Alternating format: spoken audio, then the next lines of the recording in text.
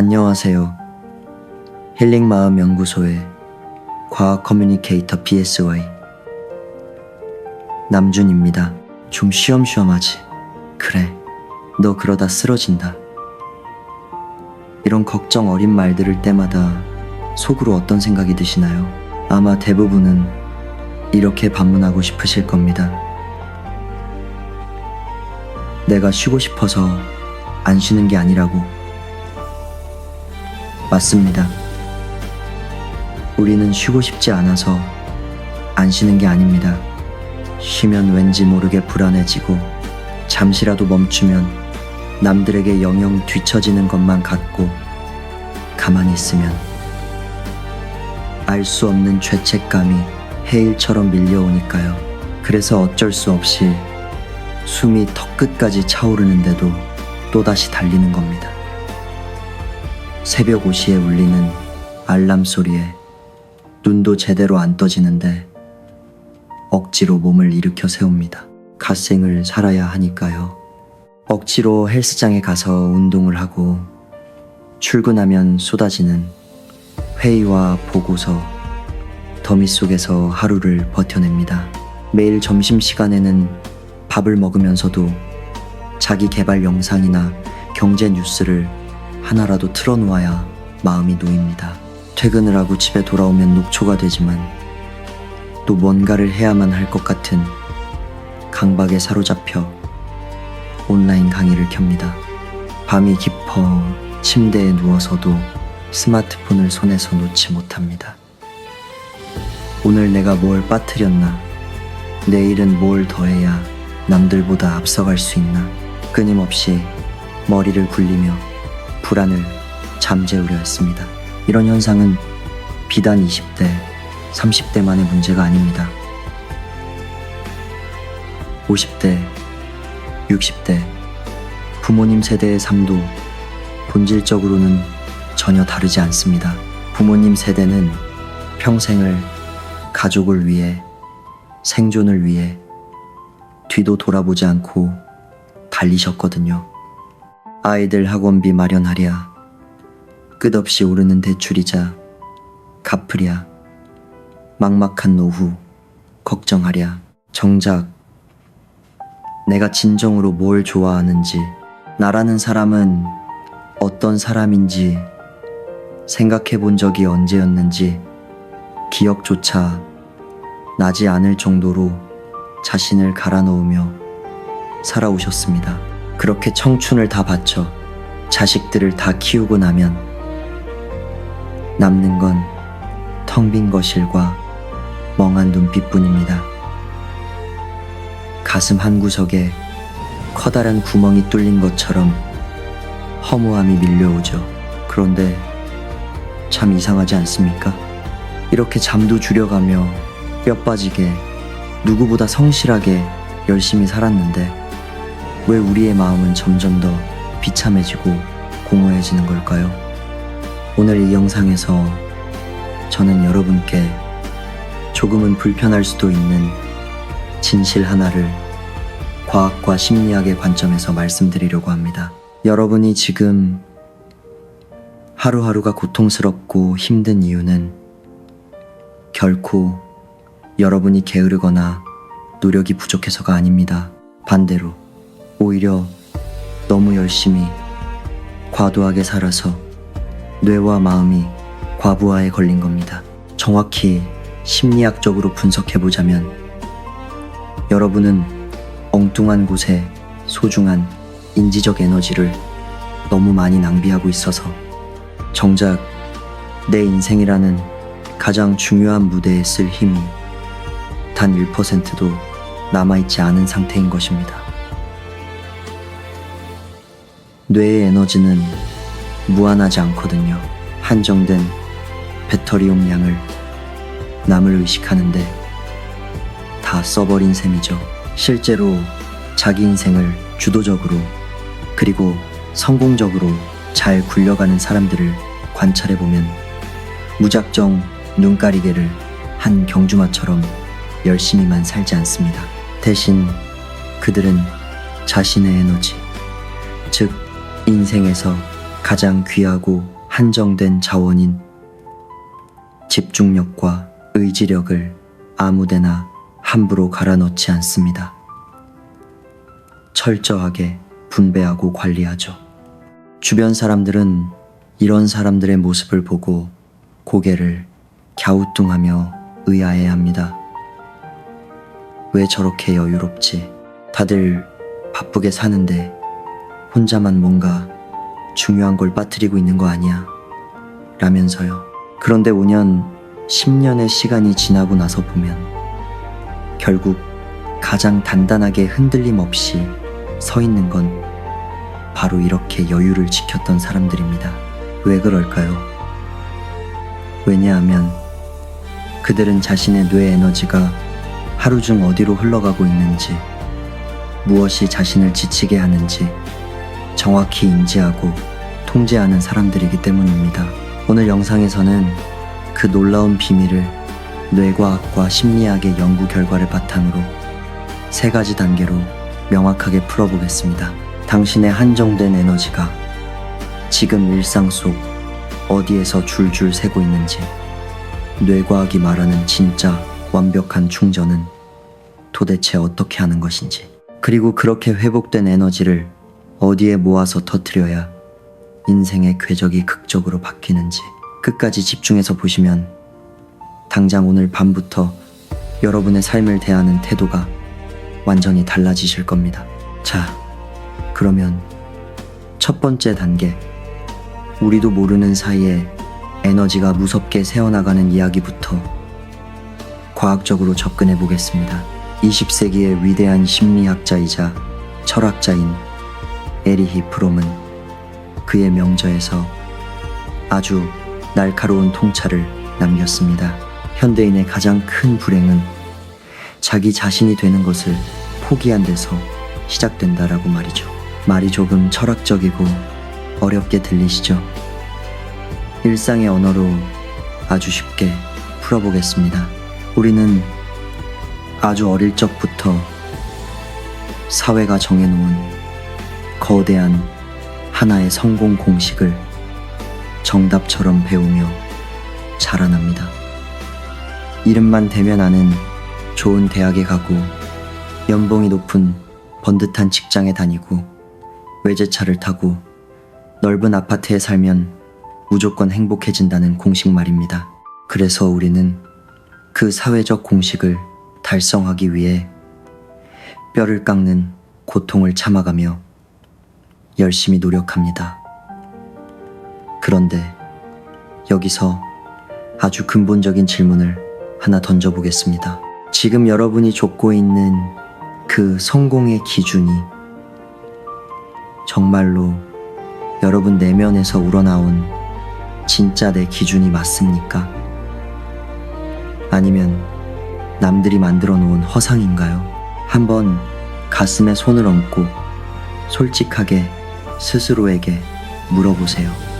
새벽 5시에 꾸역꾸역 일어나서 피곤한 몸을 이끌고 운동하는 것, 진심으로 내 몸을 아끼고 운동이 즐거워서 하시는 건가요?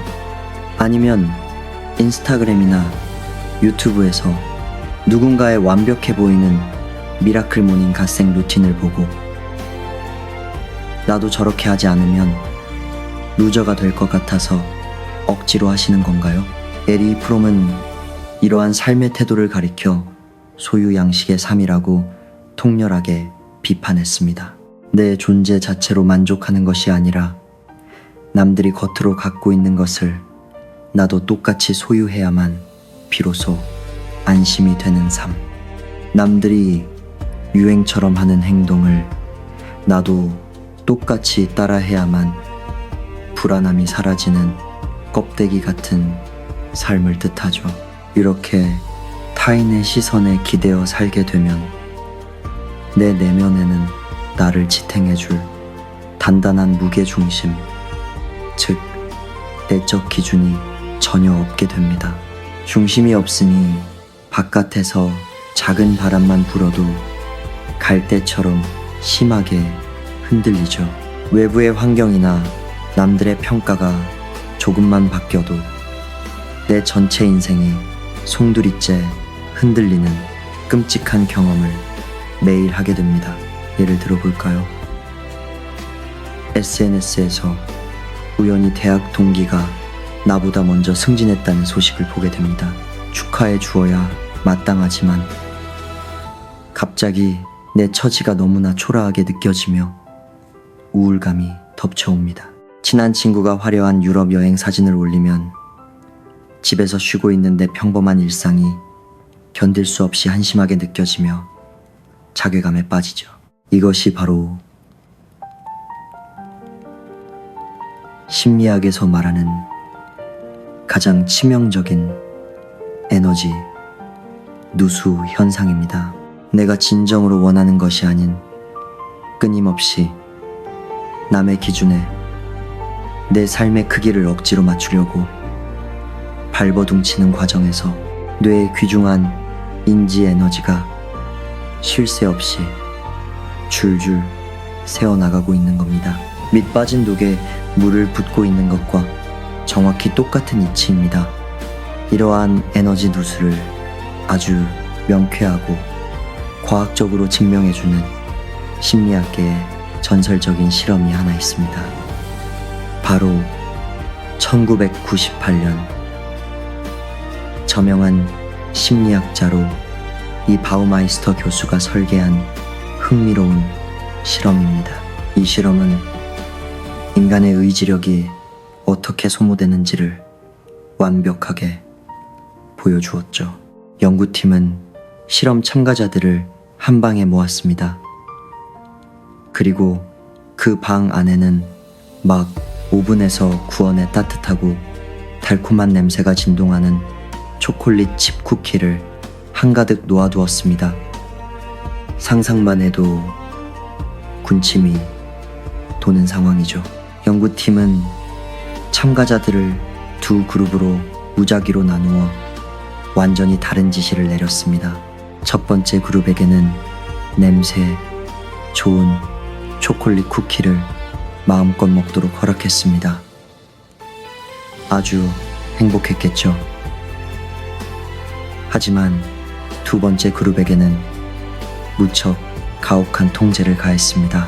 쿠키 바로 옆에 맛없는 생무 조각들을 놓아두고 쿠키는 절대 먹지 말고 오직 그 무조각만 씹어 먹으라고 지시한 것입니다.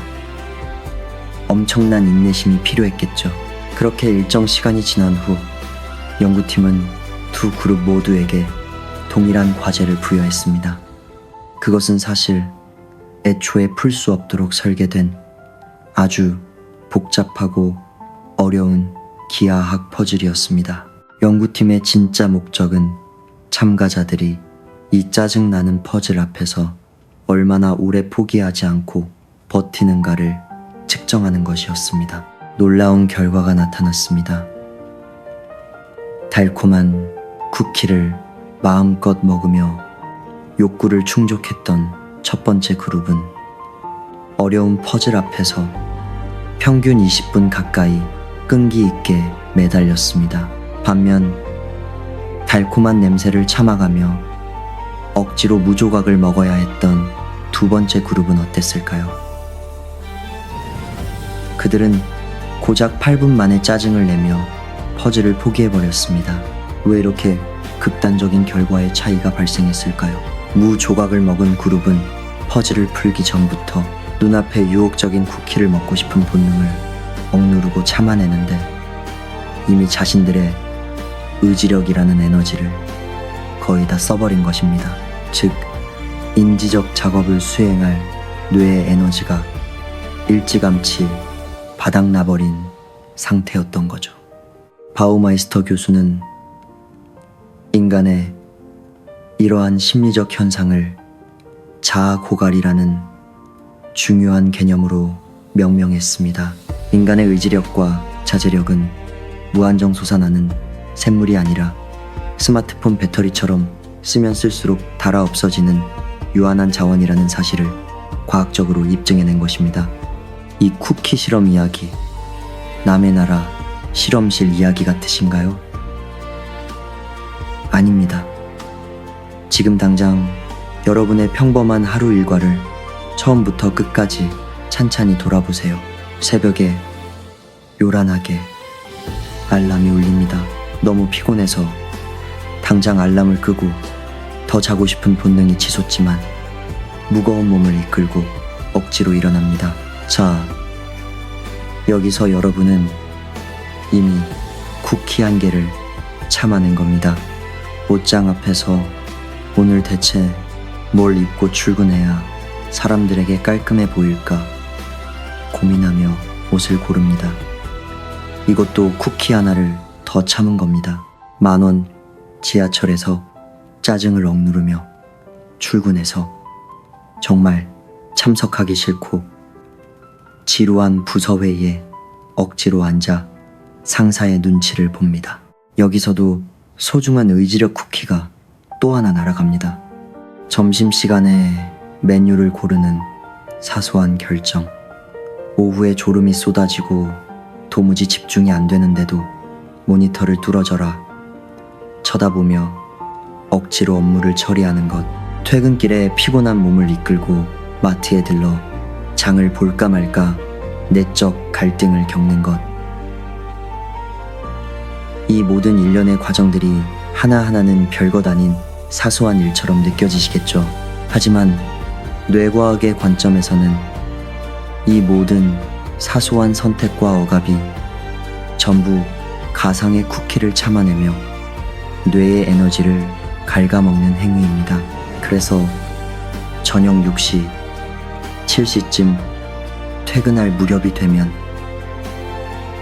여러분의 뇌는 이미 배터리가 방전되어 아까 실험에서 8분 만에 퍼즐을 포기해버렸던 그 실험 참가자들과 완벽하게 똑같은 자아 고갈 상태에 빠지게 됩니다. 이렇게 뇌가 텅 비어버린 끔찍한 상태에서 인생을 바꿀 수도 있는 중요한 결정을 내려야 한다고 한번 상상해 보세요. 이 회사를 계속 다녀야 하나, 이직을 할까? 나를 힘들게 하는 이 사람과의 관계를 끊을까 말까? 내 오랜 꿈이었던 사업을 지금 시작해 볼까? 이런 심각한 고민들 말입니다.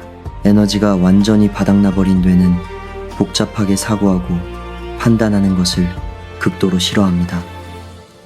에너지를 아껴야 생존할 수 있다고 착각하기 때문이죠. 그래서 뇌는 가장 저항이 적고 쉬운 선택, 즉 회피를 택합니다. 아, 모르겠다. 그냥 피곤하니까 지금 하던 대로 대충 살자. 현상 유지나 하자. 변화는 내일 생각하자. 이렇게 매일 저녁마다 판단을 미루고 현상 유지를 택하게 되면 결국 우리 인생에서는 아무런 의미 있는 변화도 일어나지 않습니다. 남들이 보기에, 그리고 내가 느끼기에도 하루하루 뼈 빠지게 열심히는 살았는데 막상 1년 뒤, 3년 뒤를 돌아보면 인생은 늘 똑같은 제자리 걸음인 겁니다. 다람쥐 쳇바퀴에 돌듯이 말이죠. 이것이 바로 현대인들이 겪는 열심히 살수록 오히려 인생이 망가지는 역설의 진짜 정체입니다. 그런데 여기서 우리가 간과해서는 안 될 훨씬 더 무서운 사실이 하나 숨어 있습니다. 이러한 매일매일의 만성적인 에너지 고갈 상태가 하루 이틀로 끝나는 게 아니라 10년, 20년, 수십 년째 누적된다면 과연 우리 몸과 뇌는 어떻게 될까요? 이에 대한 해답을 찾기 위해 1993년 심리학자 안데르스 에릭슨 교수가 베를린 음악 아카데미에서 아주 흥미롭고 역사적인 연구를 하나 진행했습니다. 그는 바이올리니스트들을 실력에 따라 3개의 그룹으로 정밀하게 나누어 그들의 일상을 추적 관찰했습니다. 첫 번째는 세계적인 무대에 서는 국제 솔리스트급의 최상위 엘리트 그룹. 두 번째는 실력이 꽤 훌륭하지만 프로 오케스트라 단원 정도인 중간 그룹. 마지막 세 번째는 연주자보다는 일반 학교의 음악 교사가 될 하위 그룹이었습니다. 자, 여기서 퀴즈를 하나 내보겠습니다.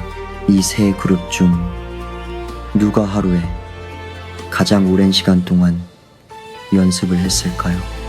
우리가 흔히 가진 상식으로는 최고 수준의 엘리트 연주자들이 밥 먹는 시간도 아껴가며 하루 10시간, 12시간씩 피나는 연습에 자신을 갈아 넣었을 거라고 생각하기 쉽습니다. 하지만 에릭슨 교수의 연구 결과는 우리의 통념을 완전히 뒤엎을 만큼 의외였습니다. 엘리트 그룹의 하루 평균 집중 연습 시간은 놀랍게도 약 4시간이었습니다. 네, 고작 4시간이었습니다. 중간 그룹 역시 하루에 비슷하게 4시간 정도를 연습했습니다.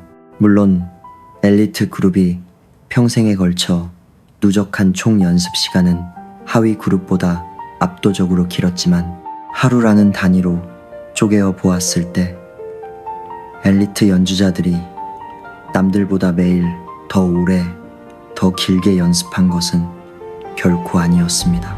그렇다면 도대체 무엇이 그들을 세계 최고로 만들었을까요? 연습 시간이 같다면 그들의 운명을 가른 차이는 바로 나머지 시간을 사용하는 방법이 완전히 달랐다는 데 있었습니다. 엘리트 그룹의 하루 평균 수면 시간은 무려 8.6시간에 달했습니다. 일반 성인들보다 매일 밤 약 1시간 이상을 더 푹 잤다는 뜻입니다. 그리고 가장 결정적인 차이가 하나 더 있었습니다.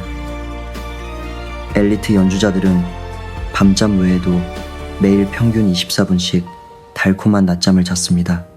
이는 하위 그룹의 연주자들보다 무려 16분이나 더 긴 시간이었습니다. 이 데이터가 우리에게 시사하는 바는 무엇일까요? 아주 명확합니다. 세계 최고 수준의 성과를 내는 사람들은 남들보다 무식하게 더 많은 시간을 일하는 사람들이 아닙니다. 그들은 짧은 시간 동안 모든 에너지를 쏟아부어 더 깊이 몰입하고 일이 끝난 후에는 뇌의 스위치를 끄고 더 제대로 휴식하는 사람들입니다. 4시간을 불꽃처럼 태우고 나머지 시간은 배터리를 완벽하게 충전하는 방식을 택한 거죠. 하루 16시간을 몽롱하고 흐릿한 정신 상태로 책상에 앉아 버티는 것보다 이 엘리트들의 방식이 뇌과학적으로 압도적인 효율을 낸다는 것이 증명된 셈입니다. 제가 지금 여러분께 이 바이올리니스트들의 연구 이야기를 왜 이렇게 길게 강조해서 말씀드리는지 아십니까?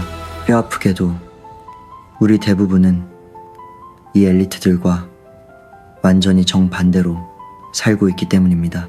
우리는 하루 종일 자신의 귀중한 의지력을, 아까 말씀드린 그 맛없는 무조각을 억지로 씹어먹듯 찔끔찔끔 낭비하며 살아갑니다. 그러다가 정작 뇌가 모든 스위치를 끄고 제대로 쉬어야 할 퇴근 후나 주말에는 어떻게 하나요? 제대로 된 휴식의 기술을 모르니 그저 멍하니 소파에 누워 스마트폰만 바라봅니다. 유튜브를 틀고 넷플릭스에서 볼거리를 찾고 인스타그램이나 틱톡을 끝없이 스크롤하면서 시간을 보냅니다. 우리는 몸이 소파에 누워 있으니 이것이 쉬는 것이라고 단단히 착각합니다. 하지만 뇌과학의 관점에서 단호하게 말씀드립니다.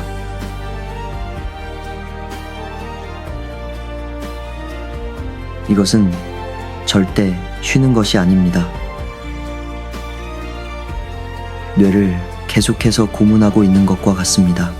여기서 우리의 뇌가 어떻게 휴식하는지에 대한 아주 중요한 과학적 원리를 하나 더 짚고 넘어가야 합니다. 미시간 대학의 저명한 환경심리학자 스테판 카플란 교수가 밝혀낸 주의력 회복 이론에 따르면 우리 뇌가 세상을 인식할 때 사용하는 주의력에는 크게 두 가지 종류가 있습니다. 첫 번째는 의도적 집중이라는 힘입니다. 우리가 복잡한 업무를 처리할 때, 어려운 시험 공부를 할 때, 집중하기 싫은 회의 내용에 억지로 귀를 기울일 때 사용하는 인지 능력입니다. 이 의도적 집중은 마치 우리 몸의 근육과도 같아서 계속해서 쓰다 보면 피로 물질이 쌓이고 결국 닳아서 고갈되어 버립니다. 두 번째는 매혹 또는 부드러운 매혹이라고 불리는 자연스럽게 시선과 마음이 끌리는 힘입니다. 그런데 정말 심각한 문제는 우리가 휴식이라고 굳게 믿고 있는 유튜브 시청이나 SNS 스크롤링 행위가 사실은 뇌의 입장에서 보면 첫 번째인 의도적 집중을 무자비하게 착취하는 행위라는 사실입니다.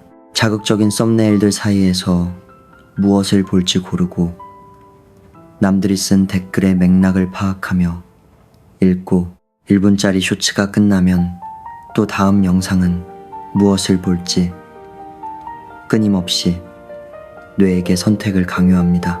우리 몸은 침대에 누워 편안해 보일지 몰라도 두개골 안의 뇌는 공장에서 야간 잔업을 하듯 쉴 새 없이 정보를 처리하며 혹사당하고 있는 겁니다.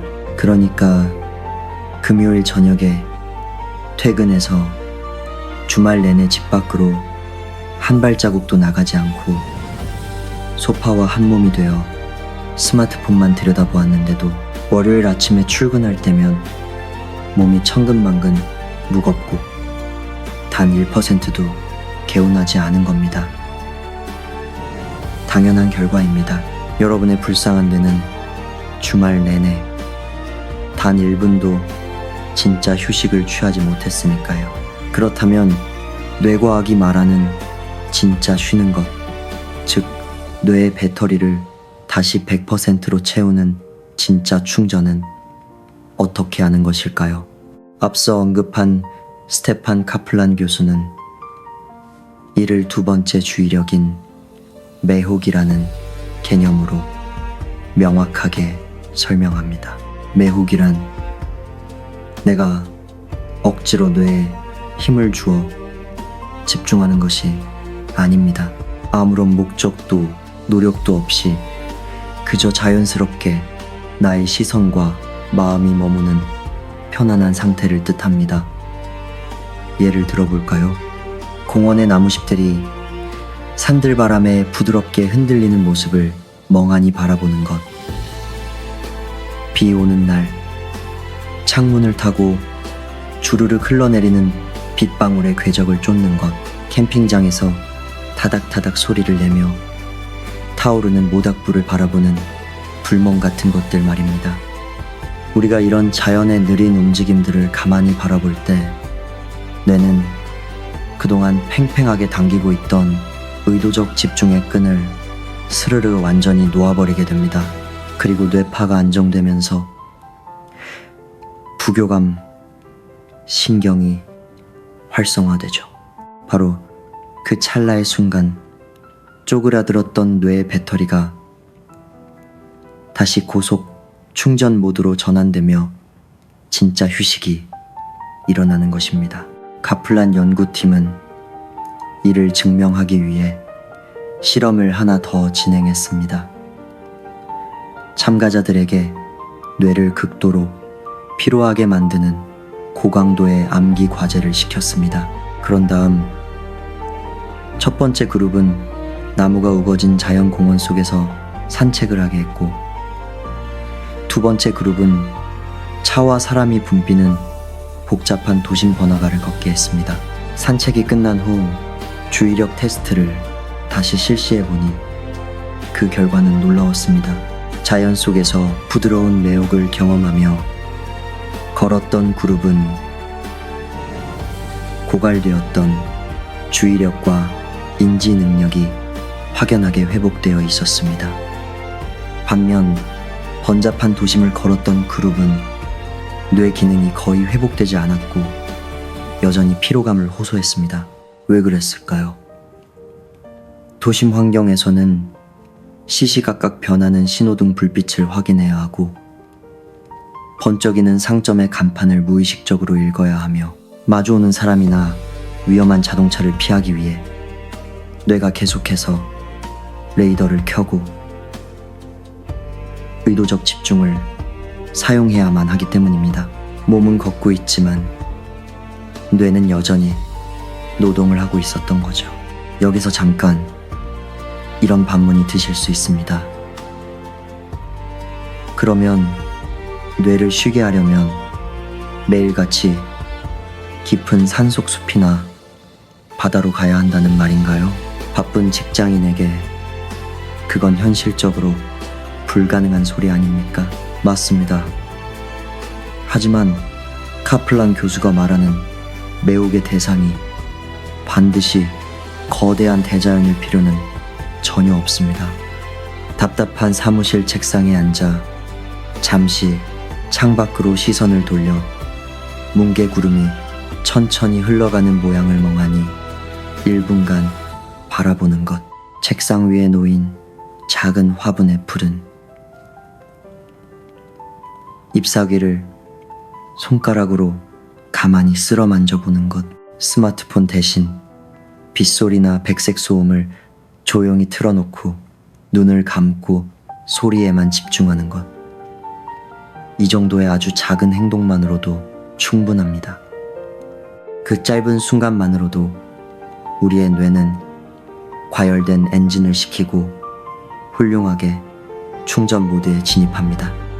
여기서 핵심은 그 순간만큼은 아무런 목적 없이 그저 존재하는 것입니다. 내가 지금 이걸 해서 마음을 안정시켜야지, 뭔가 통찰을 얻어야지 하는 강박적인 생각조차 완전히 내려놓고 그저 백지 상태가 되는 연습을 하는 겁니다. 솔직히 말씀드리면 늘 바쁘게 살아온 현대인들에게 이렇게 아무것도 안 하고 가만히 있는 것은 처음엔 무척이나 어렵고 고통스럽습니다. 가만히 있으면 도태될 것 같아. 불안해지고 시간을 낭비하는 것 같아. 죄책감이 밀려오죠. 하지만 여러분, 바로 그 지독한 불안과 죄책감이야말로 역설적으로 강력한 증거입니다. 무엇에 대한 증거일까요? 당신이 그동안 얼마나 당신 자신을 벼랑 끝으로 몰아붙이며 과도하게 달려왔는지를 보여주는 가장 명백한 증거입니다. 당신이 불안을 느끼며 멍하니 있는 그 10분의 시간이야말로 지금 당신의 뇌가 생존을 위해 가장 절실하게 필요로 하고 울부짖으며 원하던 바로 그 시간입니다. 그러니 제발 스스로를 자책하지 마세요. 그 휴식은 결코 시간 낭비가 아닙니다. 지쳐버린 것은 당신이 나약하거나 게을러서가 아닙니다. 당신 잘못이 아닙니다. 자, 이제 이런 부드러운 매혹을 통해 뇌의 배터리가 어느 정도 충전되었다고 가정해 봅시다. 그런데 여기서 질문. 배터리를 빵빵하게 충전만 해두면 뭐합니까? 이 귀하게 모은 에너지를 도대체 어디에 어떻게 쓰느냐가 인생을 결정짓는 진짜 중요한 열쇠가 아니겠습니까? 여기서 또다시 방향을 잘못 잡고 남의 눈치를 보며 엉뚱한 곳에 에너지를 쏟는다면 아까 에리 프롬이 경고했던 그 불행한 소유 양식의 삶으로 다시 도루묵이 되어 돌아가는 꼴이니까요. 그래서 지금부터 제가 드리는 이야기가 어쩌면 오늘 이 긴 영상에서 가장 핵심적이고 중요한 심리학적 통찰입니다. 귀하게 모은 에너지를 쏟아야 할 단 한 곳. 그것은 바로 몰입입니다. 긍정 심리학의 대가인 미하이, 칙센트미하이 교수가 평생을 바쳐 연구한 위대한 결과물이 있죠. 그는 전 세계의 다양한 직업군을 연구하며 인간이 가장 극도의 행복감을 느끼는 순간이 언제인지 추적했습니다. 놀랍게도 인간이 가장 행복한 순간은 소파에 누워 편하게 쉴 때가 아니었습니다. 심지어 복권에 당첨되거나 큰 금전적 보상을 받을 때도 아니었습니다. 진짜 행복은 완전히 다른 곳에 있었습니다. 인간이 가장 깊은 행복과 충만함을 느끼는 순간은 바로 무언가에 완전히 미친 듯이 빠져들어서 나침반의 바늘조차 멈춘 것처럼 시간 가는 줄 모를 때였습니다. 자아에 대한 의식조차 사라지는 그 몰입의 순간이야말로 인간이 지구상에서 경험할 수 있는 최고 수준의 심리적 엑스터시라는 것을 밝혀낸 것입니다. 칙센트미하이 교수는 이 경이로운 심리적 상태를 물 흐르듯 자연스럽다는 의미에서 플로우, 즉 몰입이라고 명명했습니다. 뇌과학적으로 보면 우리가 이 플로우 상태에 깊이 진입할 때 뇌에서는 도파민, 엔도르핀, 노르에피네프린, 그리고 축복의 분자라 불리는 아난다마이드 같은 강력한 신경화학 물질들이 폭포수처럼 동시에 뿜어져 나옵니다. 이러한 화학적 작용 덕분에 몰입 상태에서는 평소보다 창의성이 최대 5배까지 폭발적으로 증가하고 새로운 것을 배우는 학습 속도는 2배 이상 빨라진다는 최신 뇌과학 연구 결과도 발표된 바 있습니다. 이것이 바로 앞서 에릭슨의 연구에서 엘리트 바이올리니스트들이 단 4시간 동안 진입해 있던 그 마법 같은 기적의 상태입니다. 무작정량으로 밀어붙이는 것이 아니라 질적으로 깊이 빠져드는 것이죠. 그런데 여기서 우리가 절대 잊지 말아야 할 결정적인 조건이 하나 있습니다. 이 강력한 몰입은 아무 일에서나 무작위로 일어나지 않는다는 사실입니다. 상사가 억지로 시킨 일, 마감 기한에 쫓겨 억지로 하는 일, 남의 시선 때문에 해야 하니까 하는 일에서는 절대 플로우가 켜지지 않습니다.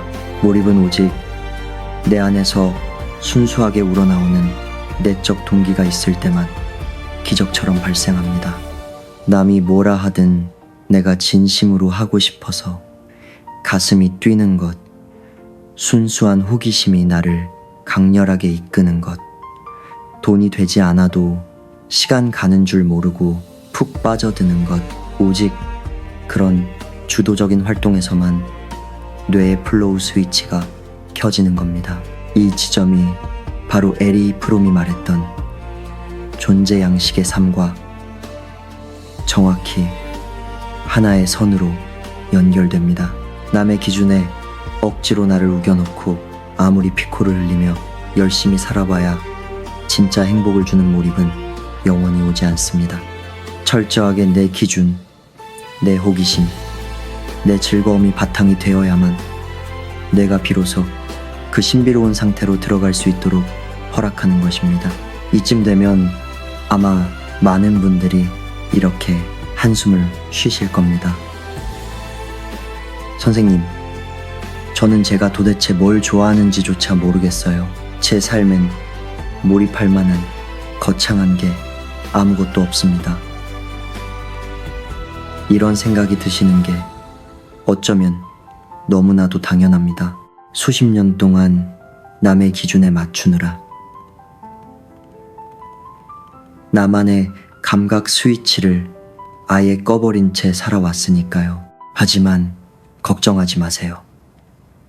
괜찮습니다. 몰입은 처음부터 인류를 구원할 거창한 목표나 위대한 예술 작품에서 시작하는 것이 절대 아닙니다. 아주 작고 사소한, 남들이 보기엔 우스운 호기심 하나면 충분합니다. 예를 들어볼까요? 오늘 라면을 끓일 때 계란을 평소보다 좀 더 예쁘게 반숙으로 올려보고 싶다.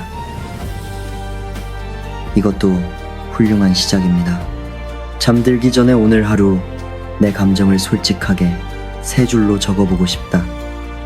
카페 냅킨에 눈앞에 있는 컵을 펜으로 끄적끄적 낙서해보고 싶다. 구석에 박혀있던 통기타 줄을 한번 튕겨보고 싶다. 서랍 속 오래된 필름 카메라를 꺼내서 닦아보고 싶다. 이 모든 사소한 끌림들이 전부 위대한 몰입으로 향하는 거룩한 시작점입니다. 처음엔 단 5분이면 됩니다. 그저 마음이 이끄는 대로 해보세요. 그 5분이 어느 날은 30분이 되고 또 어느 날은 나도 모르게 이 시간이 훌쩍 지나가 있을 겁니다. 시계를 보고 깜짝 놀라는 바로 그 순간, 여러분은 이미 칙센트미하이가 말한 그 황홀한 몰입에 바다 한가운데에 깊숙이 들어와 있는 것입니다. 죽어있던 뇌가 다시 살아나는 순간이죠. 지금 끝없는 자기 개발의 압박에 지쳐 번아웃에 빠진 20대, 30대 청년 여러분, 눈을 감고 아주 어릴 적을 한번 떠올려 보세요. 누가 시키지 않아도 시간 가는 줄 모르고 푹 빠져들었던 게 무엇이었나요? 그것이 하루 종일 푹 빠져했던 게임이어도 좋고, 서툰 요리여도 좋고, 일기장에 끄적이던 글쓰기여도 상관없습니다. 그 순수한 감각을 다시 꺼내어 불씨를 살리는 겁니다. 그리고 50대, 60대 부모님들, 이제는 정말로 당신의 차례입니다. 평생을 남편을 위해, 아내를 위해, 자식들을 위해 당신의 모든 에너지를 남김없이 쏟아부으셨잖아요. 이제 남은 에너지는 오롯이 당신 자신만의 꿈과 즐거움에 몰입해도 됩니다. 젊었을 때 현실의 벽에 부딪혀 포기하고 가슴에 묻어두었던 것들을 다시 꺼내보세요. 그것이 동네 뒷산 등산이든 서툰 수채화 그림이든 노래교실에서 부르는 트로트든 뭐든 좋습니다. 남의 눈치 보지 말고 아주 작게 오늘 당장 시작하세요. 세상 그 누구도 당신에게 이제 당신 마음대로 즐겁게 살아도 됩니다 라고 명시적으로 허락해주지 않습니다. 그러니 심리학자인 제가 감히 말씀드리겠습니다. 이제 이기적으로 즐기셔도 됩니다. 위대한 철학자 니체는 아모르 파티, 즉 너의 운명을 사랑하라고 외쳤습니다. 이 말은 지금의 고통을 무기력하게 참고 견디라는 뜻이 아닙니다. 완벽하지 않은 지금의 나, 방황하고 지쳐있는 내 모습 자체를 있는 그대로 긍정하고 받아들이라는 뜻입니다. 남들의 속도에 나를 끼워 맞출 필요가 전혀 없습니다. 지쳐있는 지금 그 상태가 바로 새로운 인생의 시작점입니다. 오늘 밤 잠들기 전 스마트폰을 내려놓고 가만히 눈을 감아보세요. 내가 진짜 빠져들고 싶은 단 하나는 무엇일까? 그것을 찾는 순간 당신의 인생은 이미 기적처럼 방향을 바꾸기 시작한 것입니다. 영상이 도움이 되셨다면 구독과 좋아요 부탁드립니다. 당신이 몰입하고 싶은 그 하나를 댓글로 남겨주세요. 당신의 새로운 시작을 진심으로 응원합니다.